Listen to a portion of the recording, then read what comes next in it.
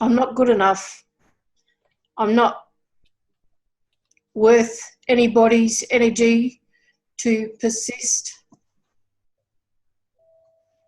I know I'm a good person, but nobody else wants to share that. I don't know. There's no shared experience.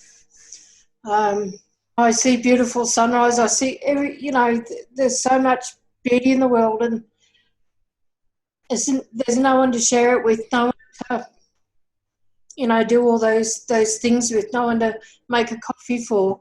I don't, it's not so much thinking, it's a feeling of resentment that despite all the work I've done, nobody wants to share their life with me.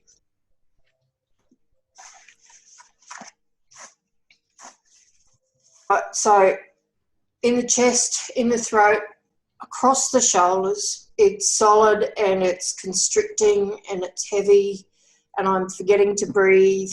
In those moments, I'm not living. It's just like, it affects every facet of my life, every facet.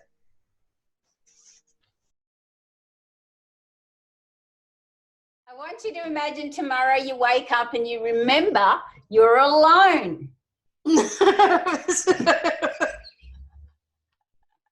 What will you be focused on? Oh, dear God.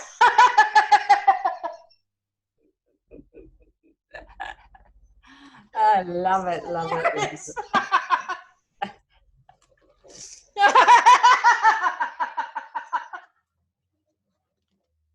Oh, dear God.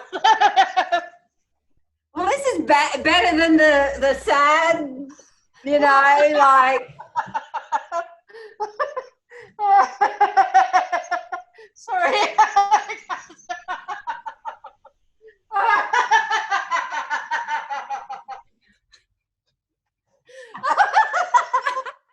Love it.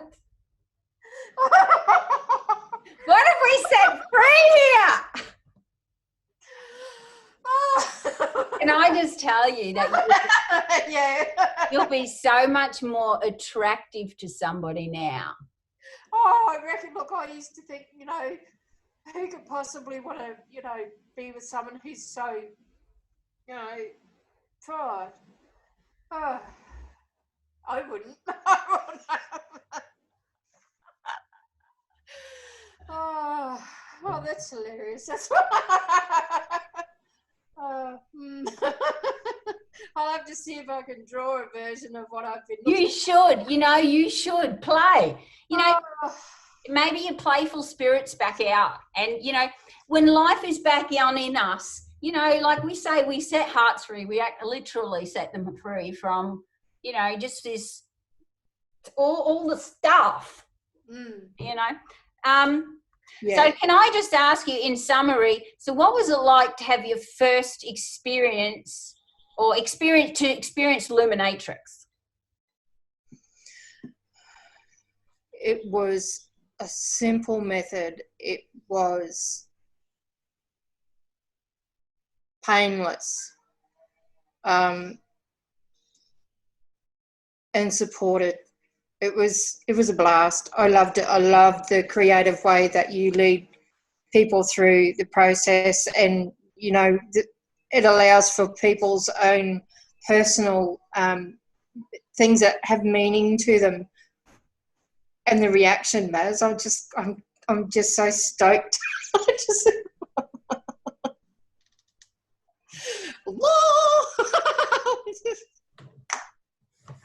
I love it. It's, and accessible and so quick. Can you imagine? And you can, but all the women who are so locked down because of their genetics, their life experiences, if we were all freed from those things, how beautifully the world will shine. I can't wait. And all those women out there that feel not good enough, and all those women that just feel so alone and they're crippled with anxiety and depression, and you know, they live a long life when all they had to, just this one simple little thing. How's this going to change 30, 40, 50 years of your life? Yeah. Yep. And that's it. I'm 52. I've been living with this since I was 8. And it's like, oh.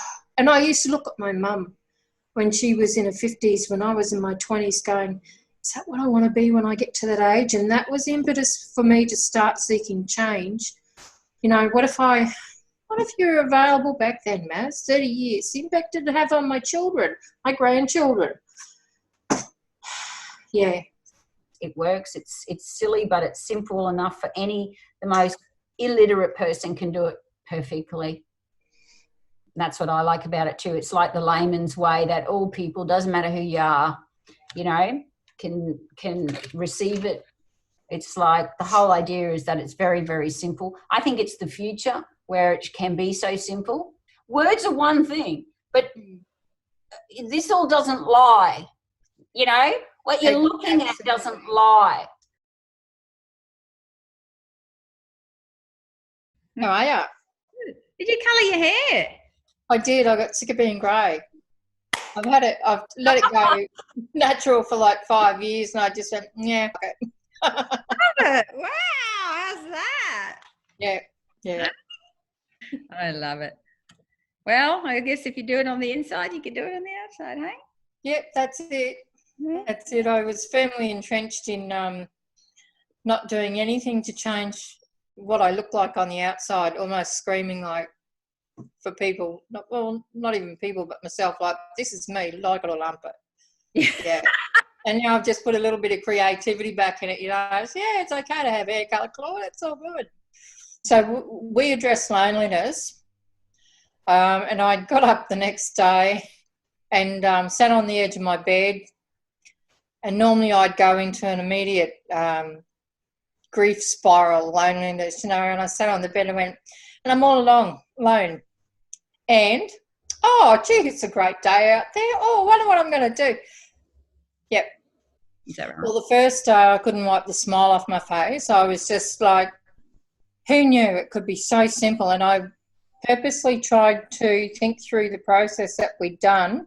And even that, I couldn't even really look at it. I was just, yep, it's happened. It's just, what a gift.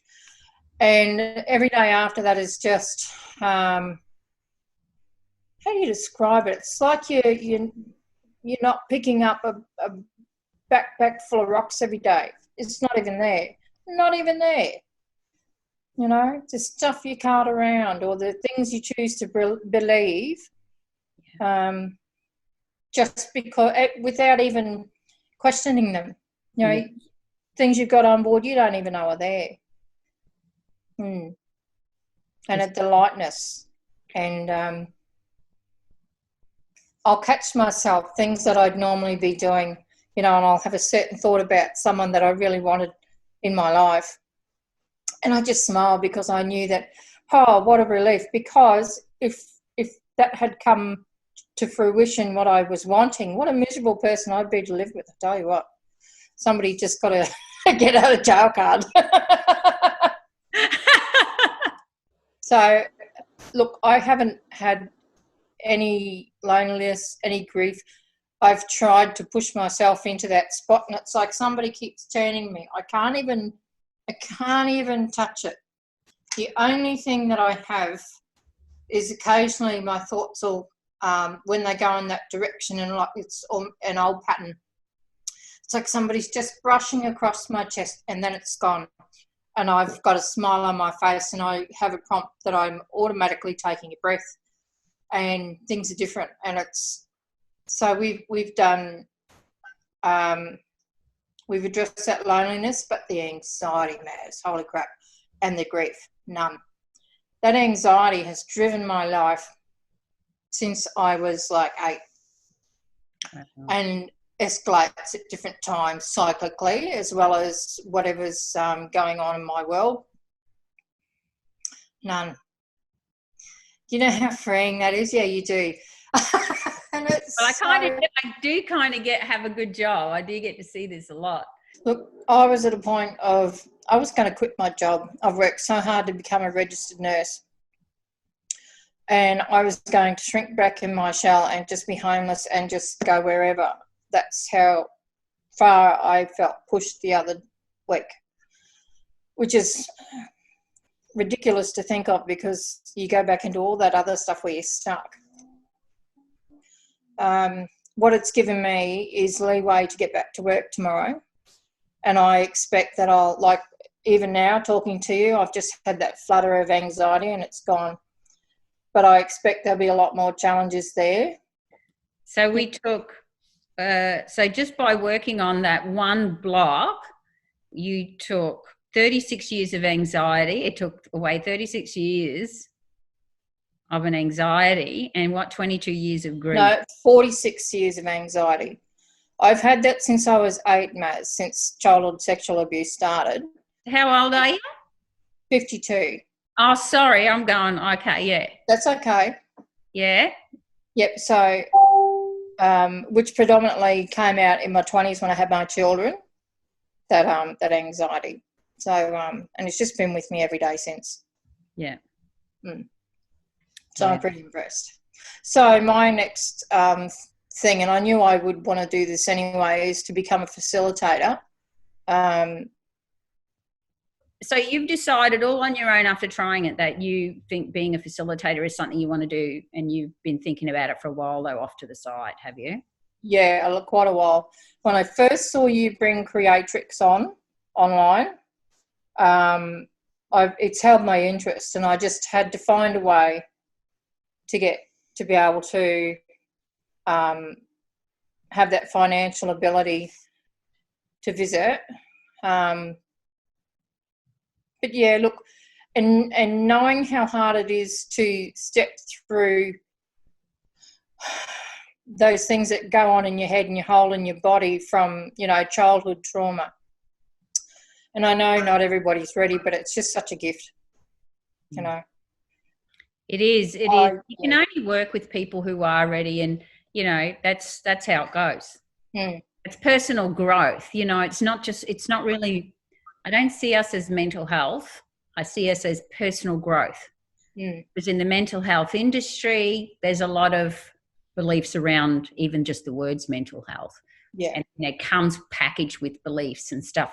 But if you work on, if you see this as personal growth, personal development, self-development, helping yourself, but being proactive and go and finding shortcuts to get there quicker because you're that keen to actually escape that pain and you're willing to do something about it, that's our client. And that's who we try to talk to at all times. Oh, I thought that was so funny. Oh my gosh. It was so funny when you said you were laughing afterwards, like it's so sad watching you before. It's really sad to watch. And then to see you say, be laughing afterwards. And then you said, oh yeah, I was like this, but who'd want that? And then you go, I wouldn't. You wouldn't even want your old self. No. Good, kind person, compassionate and all the rest, but misery guts in my head. Jeez.